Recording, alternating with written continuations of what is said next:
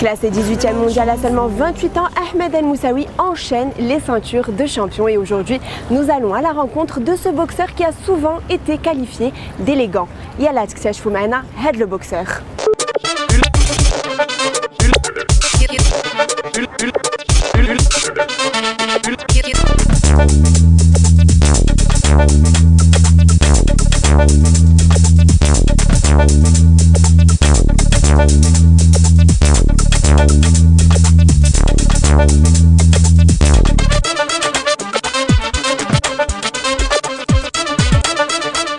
Bonjour.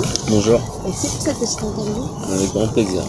Tu nous a emmené très loin de Paris, mais on a fini par arriver. On est bien là, on est dans la nature, il y a tout ce qu'il faut, au calme. C'est vrai. Alors tu as 28 ans. C'est ça. Tu es originaire de Nador. Tu as enfilé tes premiers gants à l'âge de 8 ans. Alors depuis tu enchaînes les ceintures de champion. Pourquoi tu nous as emmenés dans cette salle? Pourquoi je vous ai emmené ici? Parce que c'est là où je m'entraîne, c'est là où je passe la plupart de mes journées, où c'est là tout simplement où je passe le plus de temps en général. Et voilà, c'est là où je ne pense plus à rien, à part hormis à mettre des coups et à progresser. Alors, tu es un des meilleurs boxeurs de ta catégorie. Tu es classé 19e mondial, c'est ça? 18e mondial. Est-ce qu'on peut revenir sur ton parcours? C'est simple, j'ai commencé la boxe à l'âge de 8 ans. J'ai pratiqué la boxe éducative jusqu'à l'âge de 14 ans, ensuite je suis passé amateur. J'ai été champion de France éducatif ma dernière année, c'est-à-dire à 13 ans, ouais. Ensuite je suis passé amateur. J'ai enchaîné 4 titres de champion de France entre 2004 et 2008. Entre temps j'ai été en équipe de France pendant 2 ans et demi comme ça. J'ai participé au championnat d'Europe, championnat du monde. J'ai décidé de passer professionnel à l'âge de 18 ans, sans même être passé par la case senior en amateur, parce que je considérais que je voulais pas trop attendre pour les Jeux Olympiques, parce qu'il y avait déjà une liste. Il y avait certaines personnes qui étaient déjà là avant moi et voilà. Disons que la concurrence était assez rude, donc voilà, j'ai décidé de passer professionnel à l'âge de 18 ans. Voilà, j'ai fait mes débuts sur Canal+, au Cirque d'hiver. J'ai enchaîné pratiquement 17-18 combats avant de faire mon premier titre en professionnel, champion de France en 2013. Ensuite j'ai enchaîné avec le championnat de l'Union Européenne que j'ai fait une fois, puis redéfendu derrière. J'ai été challenger européen. Bon, c'est un combat un peu truqué, mais c'est pas grave. J'accepte les défaites, mais j'aurais dû être champion d'Europe. Et après, mon dernier gros combat, c'était au mois d'octobre 2017, où je bats un ex-champion du monde, qui était parmi les meilleurs boxeurs de sa catégorie en super welter. La boxe, c'était une évidence pourtant? Non, pas du tout, c'était pas une évidence. La boxe, j'ai commencé pas par hasard, mais sur conseil de mon papa. Il était fan de boxe et c'est comme ça que j'ai commencé en fin de compte. J'étais pas très pour, je voulais faire du foot au début, mais au bout d'un an, 2 ans, ça y est, c'était ancré en moi. La première chose à laquelle tu penses avant un combat? La première chose à laquelle je pense avant un combat? Mon père, je crois. Parce que je sais que lui, il adore ça et du coup, je pense à lui et je me dis qu'il faut pas que je le déçoive. Enfin, quand je dis mon père, c'est la famille, c'est tout le monde. Et voilà. Je fais d'abord ça pour moi et aussi pour les gens qui m'aiment et que j'aime aussi. Donc non, je pense à ceux qui me soutiennent pour pas les décevoir. Est-ce que tu as rencontré des difficultés dans ton parcours? On rencontre toujours des difficultés dans la vie. La vie n'est pas un long fleuve tranquille comme on dit. Mais ouais, j'en ai rencontré assez quand même. Que les préparations, parfois on se les paye soi-même, à moins d'avoir quelques sponsors qui nous aident, mais voilà, On n'est pas non plus dans le football ni dans le basketball à très haut niveau. Et qu'est-ce qui t'a aidé à surmonter ces difficultés? La foi, la famille, certains proches, voilà, c'est rien de plus simple. Hein, faut pas aller chercher midi 14h, quoi. Les épreuves, on les prend, on les surmonte et c'est ce qui nous rend plus forts. C'est quoi l'élément déclencheur de ta réussite aujourd'hui? Qu'est-ce qui a fait que je réussisse? C'est le fait de ne pas arrêter,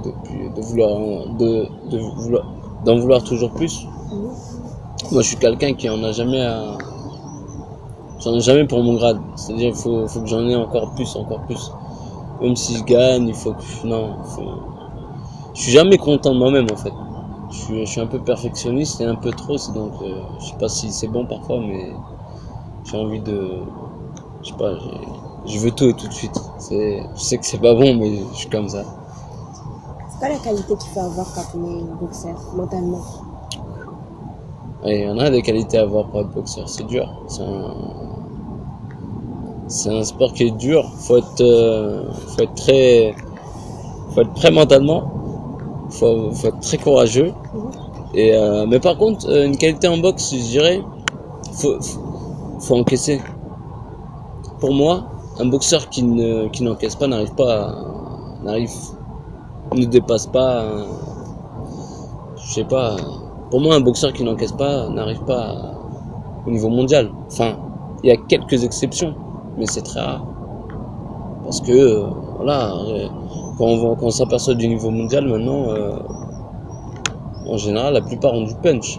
Et sur un coup, on tombe. Après, c'est vrai que on n'a pas forcément besoin d'avoir de la force pour mettre KO quelqu'un, parce que il suffit qu'on mette un coup au bon moment et au bon endroit, ça tombe, mais bon. En tout cas, pour moi, encaisser, c'est hyper important. Est-ce que tu penses qu'en Europe, les chances de réussite sont les mêmes quel que soit le pays d'origine?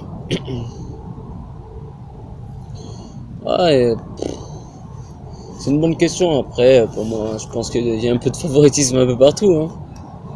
C'est sûr que peut-être que si je m'appelais Jean-Luc ou je m'appelais Bernard, peut-être que ça aurait été différent. Peut-être que ma carrière aurait été différente, pas forcément au niveau des capacités, parce que j'aurais gardé les mêmes capacités, mais peut-être que j'aurais eu d'autres tremplins. Mais non. On va dire que il y a certains pays où il y a de meilleurs avantages. Mais un combat comme celui que tu vas faire en juillet, comment ça se prépare? Ça se prépare déjà bien en avance, c'est-à-dire à peu près 2 voire 3 mois. On fait beaucoup de foncier parce que un combat pour un titre, en général ça dure 10 à 12 rounds. Là, particulièrement, normalement ça devrait être un 12 rounds, donc c'est 36 minutes de combat. Et on travaille beaucoup, voilà ce que je disais, le foncier. Ensuite vient là où on travaille plutôt sur le technico-tactique en analysant l'adversaire, c'est-à-dire voilà, essayer de trouver les failles. Et voilà. C'est ces petits détails-là qui font la différence. Tu te vois comment dans 10 ans? Dans 10 ans, j'espère être marié, avoir des enfants, à la retraite, tranquille.